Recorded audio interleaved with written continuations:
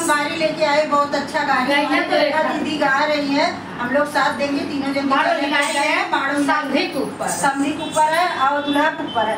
देखो मैं दूल्हा बनी हूँ और रेखा दीदी हमारी दुल्हन है, ये ना हमार समधी है। हम गाड़ी गवैया है। मड़वा ही लहाऊ ना पहला कामा